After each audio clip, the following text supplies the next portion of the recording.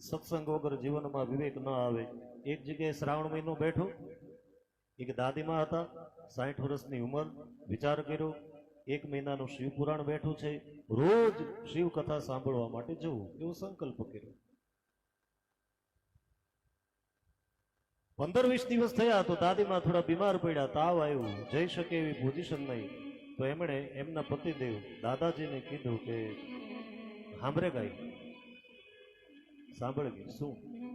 બોલે આજે મને તાવ જેવું છે તો હું સત્સંગ સાંભળવા જાઉં તો એ મારી પોઝિશન નથી, તો આજે તમે જાઓ.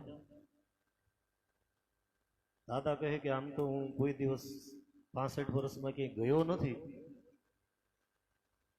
પણ છતાં તું કહે છે તો આજે જી આવું.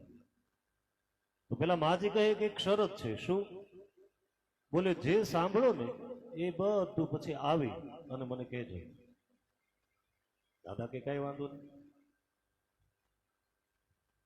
સત્સંગમાં ગયા. હવે સાંજના 7 થી 10 કથા. કેટલાથી કેટલા? 7 થી 10. દાદાજી ગયા. જેવા સભા મંડપમાં પ્રવેશ કર્યો, ગામ લોકોને આશ્ચર્ય થયું. એટલે ગામના બધા માણસોએ કાકાને પૂછ્યું, કાકા આવ્યા કે? શું પૂછ્યું?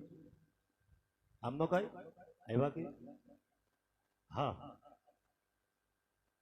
કાકા બેઠા, મસ્ત આવો થાંભલો મળેલો, એટલે થાંભલાના ટેકે દાદા બેઠા. કાકા બેઠા કે? હા. જેવો સત્સંગ ચાલુ થયો એટલે કાકા સુઈ ગયા. શું થયું? 3 કલાક સુધી સત્સંગ ચાલ્યો. 3 કલાક પૂરી થઈ, આરતી થઈ, બધા લોકો ઊભા થયા. પેલા દાદાની આંખ ખુલી, એ પણ ઊભા થયા. ગામ લોકોએ પ્રશ્ન કર્યો, કાકા ચાલ્યા કે? બોલે હા. આવજો. હો. પેલું માજીએ કીધેલું કે વાત મને જે કઈ તમે સાંભળો તે બધું કહેજો.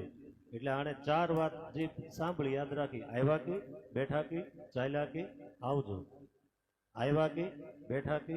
ચાલ્યા કે? આવજો. એમ કરતા કરતા ઘરે ગયા. દાદીમાં સુઈ ગયા હતા. દાદાએ વિચાર કર્યો, તાવ છે, સારી ઊંઘ આવી છે, ઉઠાડવી નથી. બાજુમાં દાદા પણ સુઈ ગયા. હવે ભૂલવાની વૃત્તિ વાળા, એટલે પેલું બોલ્યા કરે, આવ્યા કે? બેઠા કે? ચાલ્યા કે? આવજો. આવ્યા કે? બેઠા કે? ચાલ્યા કે? આવજો. હવે શું થયું? રાતના 1:30 વાગ્યો. દાદાને ઊંઘ આવી ગઈ, પણ ઊંઘમાં બી બોલ્યા કરે. રાતના 1:30 વાગે એ વડીલના ઘરે 2-3 ચોર આવ્યા. શું આવ્યું? જેવો અંદર પ્રવેશ કર્યો તો પેલા વડીલ બોલ્યા, આવ્યા કે? એટલે પેલા ચોર કહે કે નક્કી આપણને જોઈ ગયેલા, નીચે બેસી ગયા. વડીલ બોલ્યા, બેઠા કે? પેલા 2-3 જણા વિચાર કરે કે આ ડોહલો જોઈ ગયેલો છે, હેરાન થવું. ઉભા થયા, 2 ડગલા ચાલ્યા. પાક્કું થયું કે કાકા જોઈ જ ગયેલા છે. એટલે પાછું બોલ્યા, ચાલ્યા કે? દોડવા મળ્યા. તો કે આવજો, આવજો, આવજો. 3 કલાક સત્સંગની અંદર જઈ સુઈ ગયા અને ખાલી આ 4 વસ્તુ યાદ રાખી તો પણ મારા ભાઈ બહેનો એના ઘરે ચોરી થતી અટકી ગઈ છે. અને આમાં આધ્યાત્મિક રીતે આપણે વાત કરીએ તો કામ, ક્રોધ, મદ, મોહ, મત્સર, અહંકાર, અભિમાન, મારું, તારું, રાગ, દ્વેષ, આ બધા આપણા ચોર છે. જીવનની અંદર આપણને તકલીફ ઊભી કરવા વાળા છે.